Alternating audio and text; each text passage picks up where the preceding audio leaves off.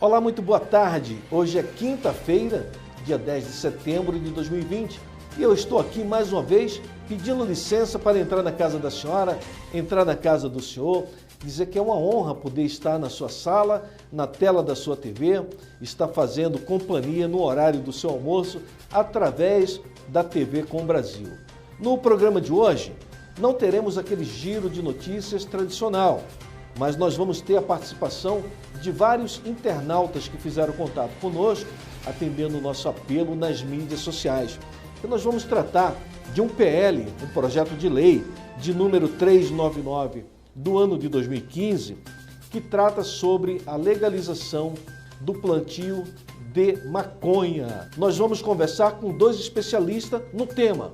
O Dr. Quirino Júnior, que é secretário nacional dos Cuidados e Prevenção à Dependência Química, e o ex-ministro, o Dr. Osmar Terra, que é deputado federal pelo Rio Grande do Sul, já foi também ministro em outros governos, entende muito do assunto e nós vamos bater um papo hoje sobre os prós e contra a legalização da maconha. Mas vou chamar agora a entrevista com o doutor médico psiquiatra, Dr. Quirino Cordeiro Júnior, e com o deputado federal, o Dr. Osmar Terra. Pode rodar. Nós vamos falar um pouco aqui sobre o PL 399, que trata da legalização ou não do cultivo da maconha. Ministro, prazer tê-lo aqui, obrigado por aceitar o nosso convite, boa tarde. Prazer é meu, agradeço a oportunidade. Bom, eu queria fazer assim uma rápida colocação. Essa questão do projeto de lei 399 de 2015, que abre as portas com o substitutivo do deputado Luciano Dutti, abre as portas para a legalização da maconha em grande escala no Brasil. Com a desculpa de tratar doenças, né, se abre a porta para uma produção gigantesca de maconha que é para venda, para consumo, não é para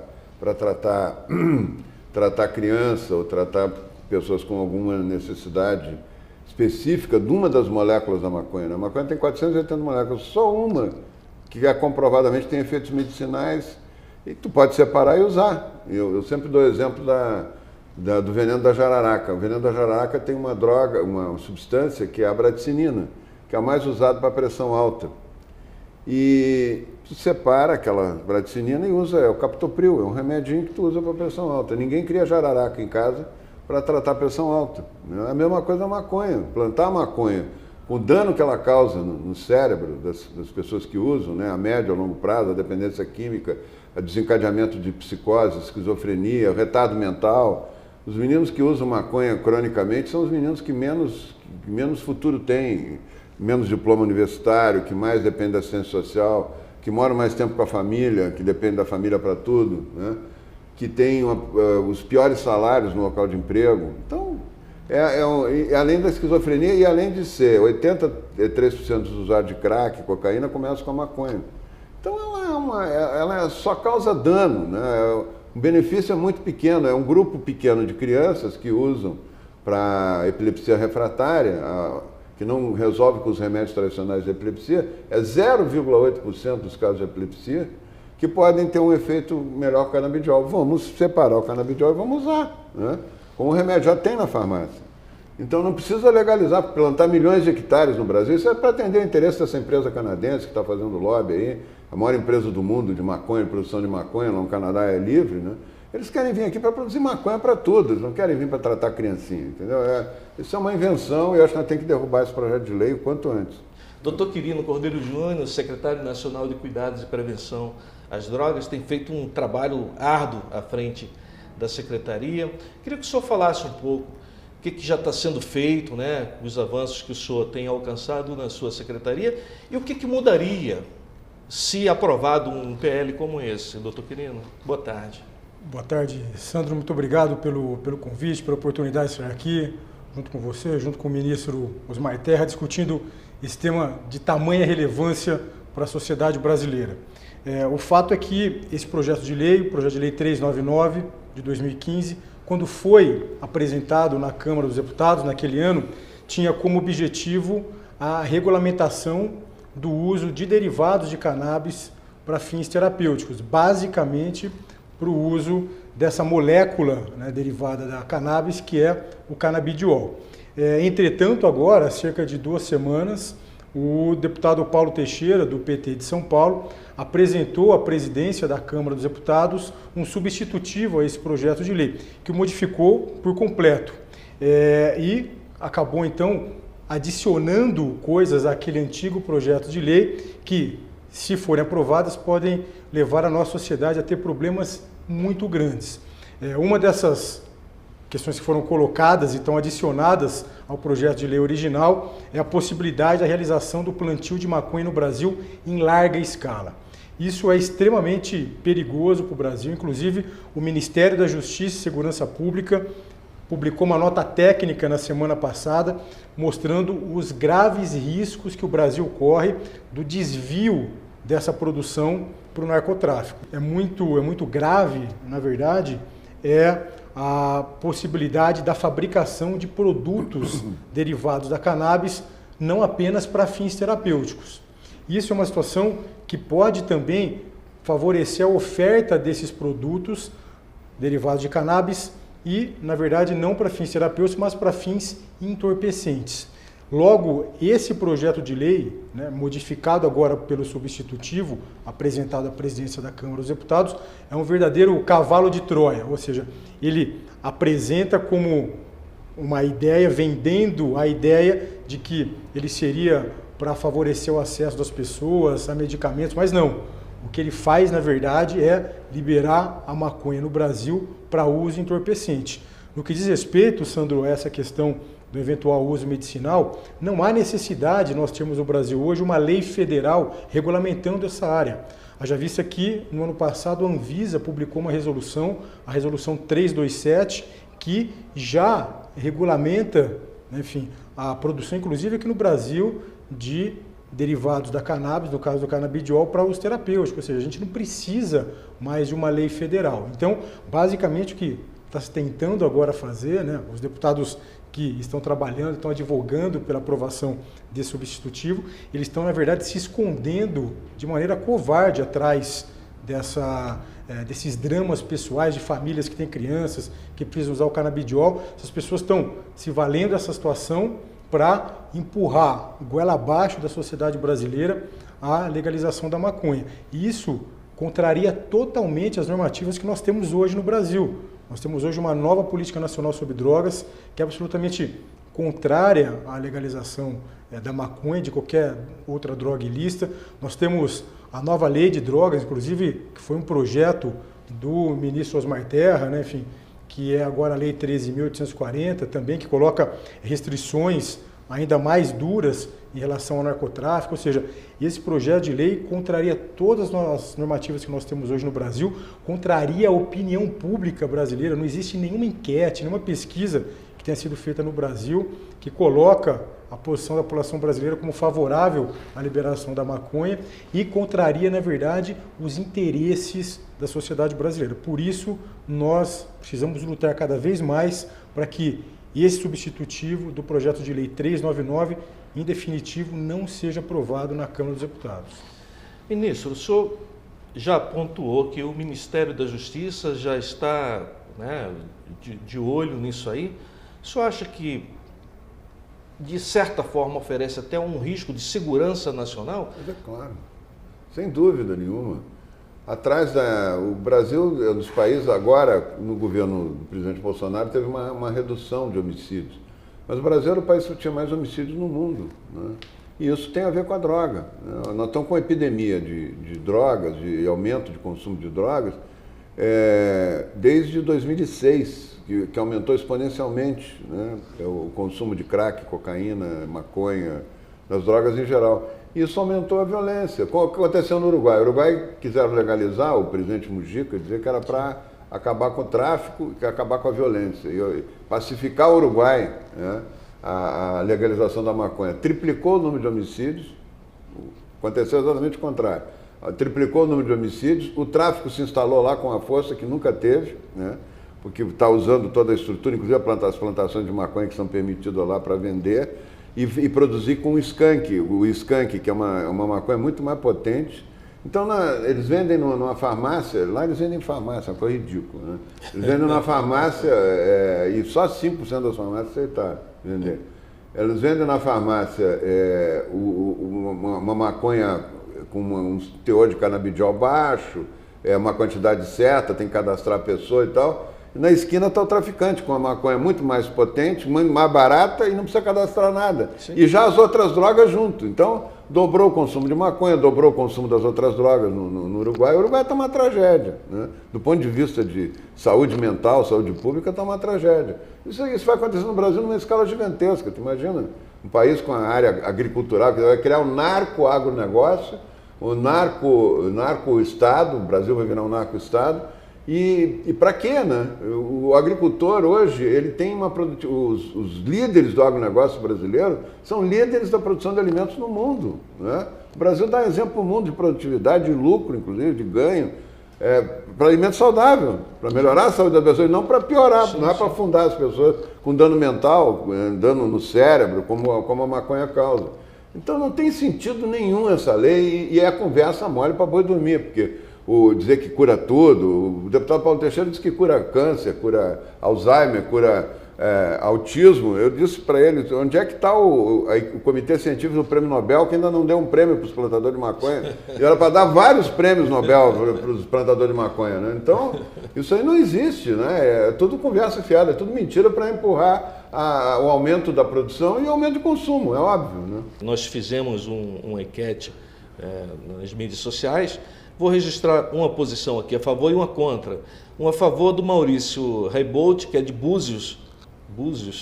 Ele disse o seguinte: acho que deveria ser vendida pelo governo, cobrando impostos e como cigarro, pois hoje é vendido em cada metro quadrado do país, de norte a sul, e não faz mal nenhum. Mas eu vou deixar para os senhores responderem. E uma outra posição aqui, que é contrária, que é de João Araújo, de Pernambuco, que diz: sou contra sim. Doutor Quirino, se é para liberar, libera também cocaína, êxtase, roubo, furto, libera tudo geral e assim se consegue logo uma esculhambação completa. Então tem dois. E eu vou registrar só uma terceira opinião, que não está nem de um lado nem no outro, que diz o seguinte: sou contra para a recreação, mas sou a favor para uso medicinal.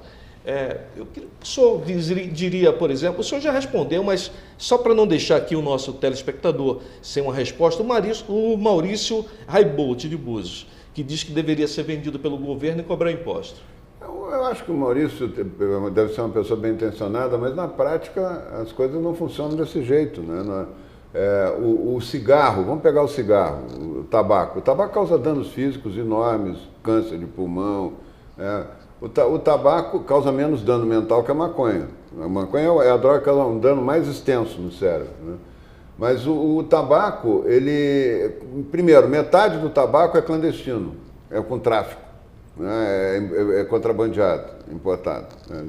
Segundo, que a outra metade que paga imposto, paga o custo do tratamento das pessoas com câncer de pulmão, com os problemas todos que o cigarro causa, é 4 vezes maior do que que arrecada. Isso aí não existe, né?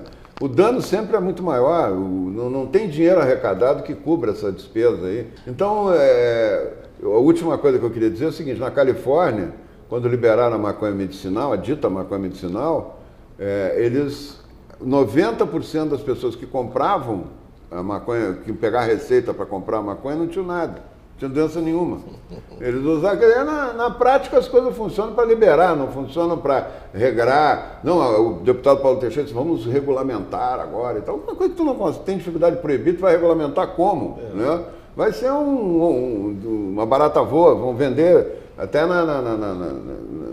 na rodoviária, na porta, então tu não vai poder fazer nada porque é para remédio.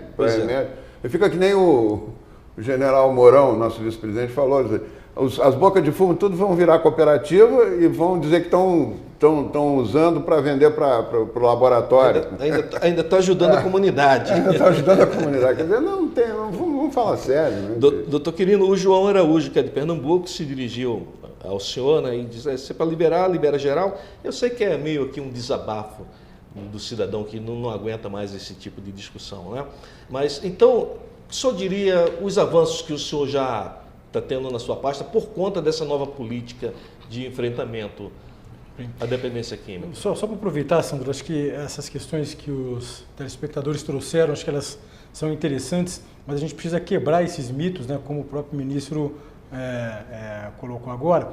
Por exemplo, teve um estudo publicado pela Universidade do Estado do Colorado, que foi um dos estados americanos que legalizaram a maconha, mostrou que, obviamente, que houve aumento do imposto, né, porque você cria um novo mercado, você começa a pagar imposto. Sim.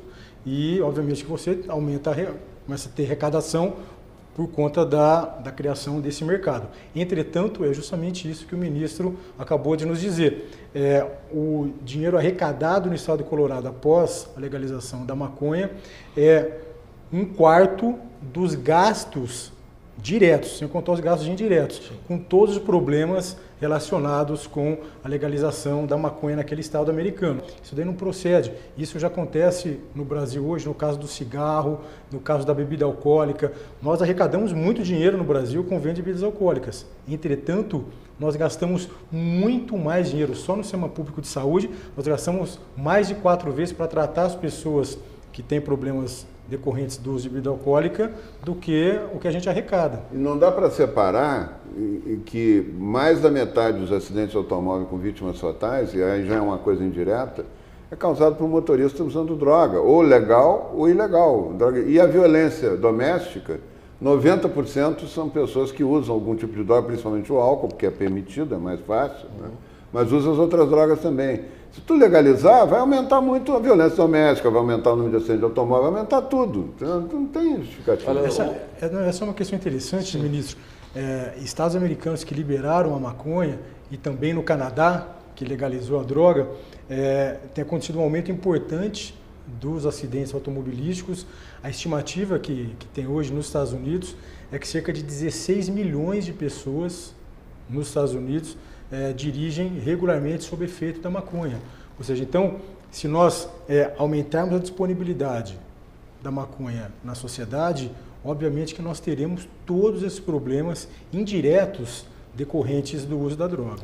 Você está assistindo a entrevista sobre o PL 399 de 2015, que teve uma alteração através de um substitutivo do deputado Paulo Teixeira, do PT de São Paulo, que trata da legalização da maconha.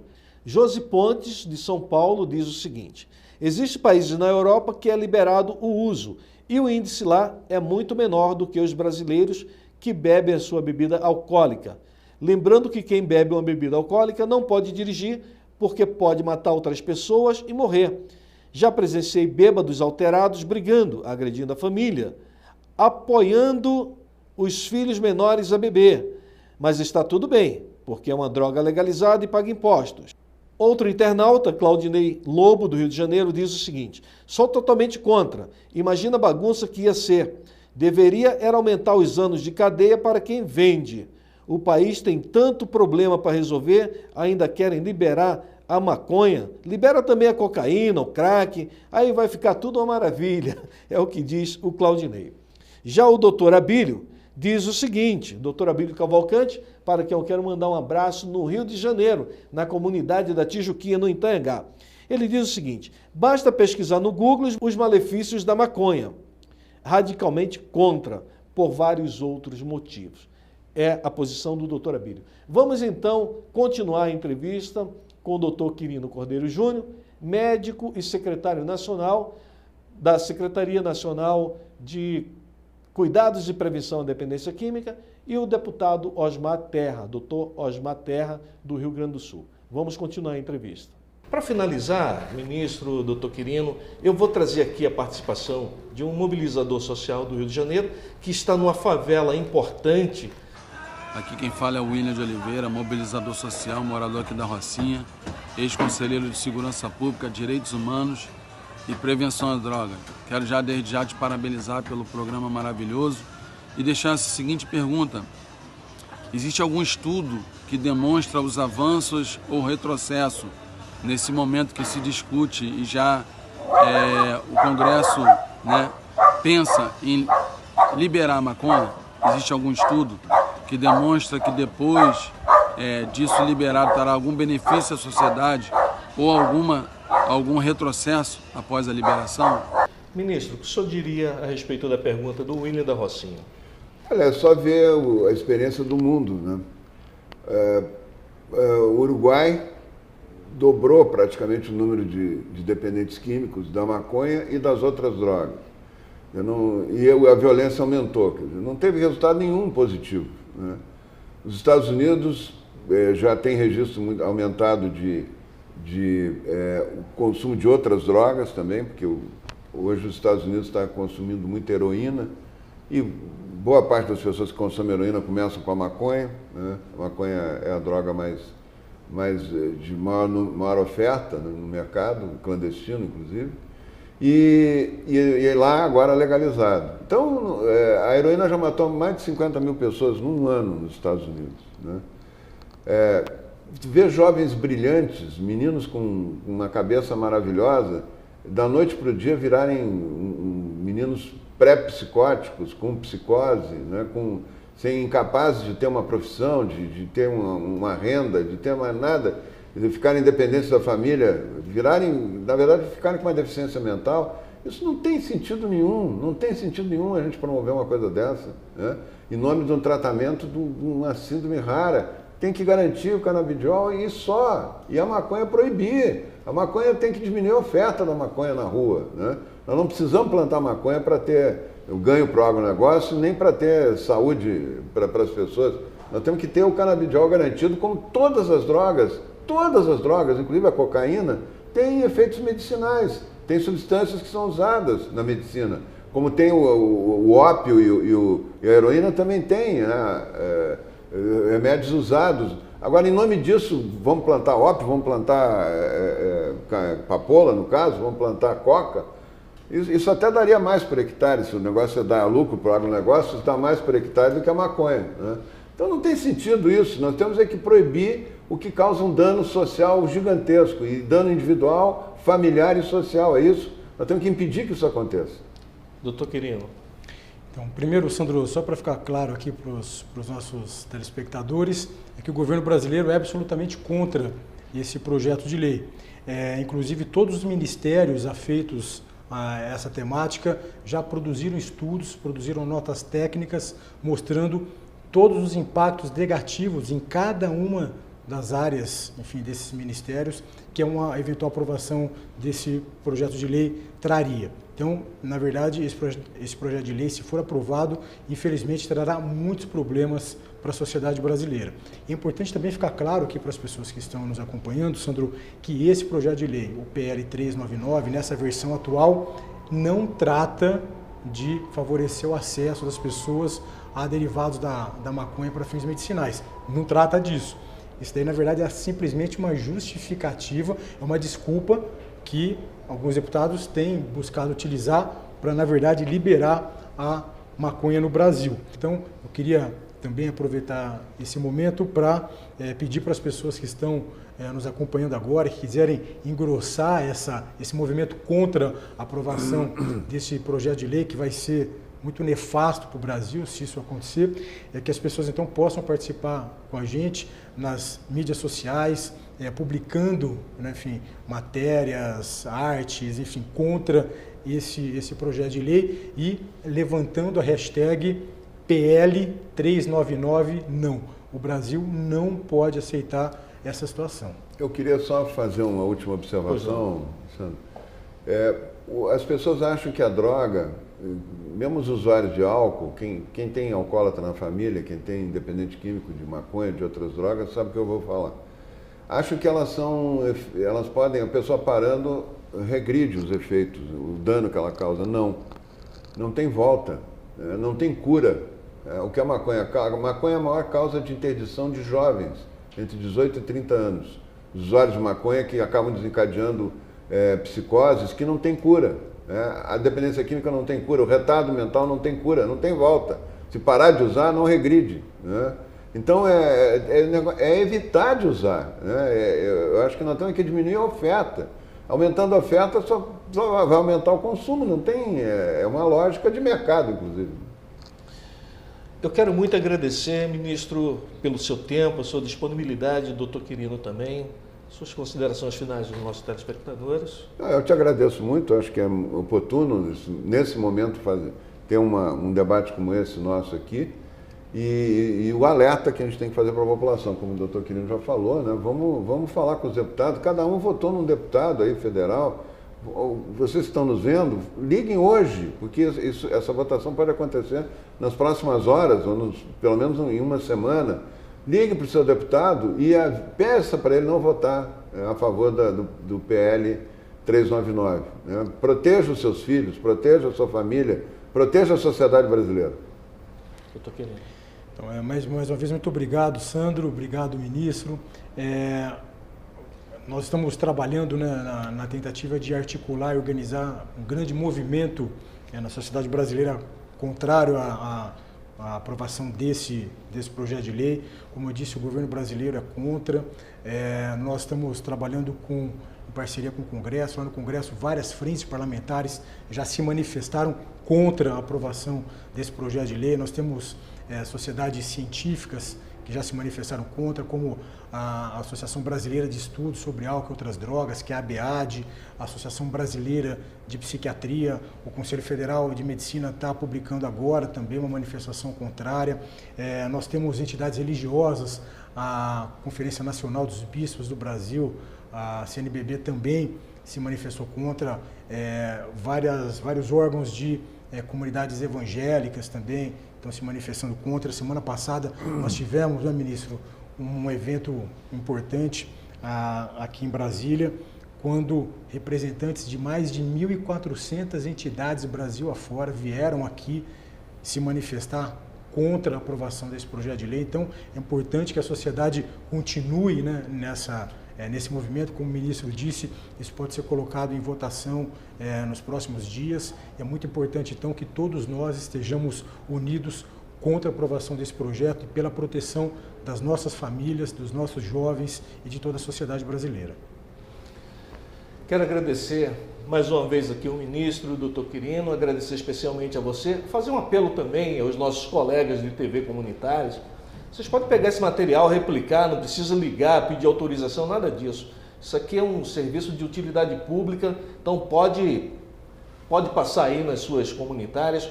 Pedir também o presidente Fernando Mauro da TV Com Brasil, que, se possível, reprisa esse programa em outros horários para que a gente possa alcançar o maior número possível de pessoas, tá bom? Obrigado mais uma vez pelo carinho da sua audiência e até a próxima. Estamos chegando ao final do nosso programa especial de hoje sobre o PL 399, que trata da liberação da maconha. Agradecendo aqui a TV Com Brasil por abrir um espaço generoso para tratar de um assunto tão sério como esse. E eu particularmente quero subir a hashtag PL 399 não. PL 399 não. Vamos subir essa hashtag, tá? Para finalizar o programa, eu quero chamar Célia Moraes com a Pílula da Família. Olá pessoal, boa tarde. Estamos aqui para abordar um tema muito importante hoje nas famílias brasileiras, que é a identificação do início do uso de drogas. Algo muito complexo, se tratando de adolescentes, porque é um momento da vida da pessoa que estão ocorrendo muitas mudanças hormonais, comportamentais, mudança de vida, mudança de escola, etc. E fica um pouco difícil você saber o que é a mudança do comportamento em relação à fisiologia, à biologia daquela pessoa, ou o que é o uso de drogas. Então nós precisamos estar atentos, e para que isso aconteça, de você conseguir identificar qual é a diferença entre a biologia e o uso de drogas, você precisa conhecer aquela pessoa, conhecer o seu filho, ter intimidade com o seu filho. Então, uma das características mais marcantes que a gente observa na mudança do comportamento é: começa a ir mal na escola, ele começa a mudar o rol de amigos, ele começa a trocar o dia pela noite. E você que não tem experiência pode achar que aquilo é normal, que faz parte da idade, que faz parte do comportamento dele. Mas fique atento. Fica a pílula de hoje, a dica é: conheça o seu filho. Assim você vai conseguir prevenir o uso da droga. Obrigado pelo carinho da sua audiência e até a próxima.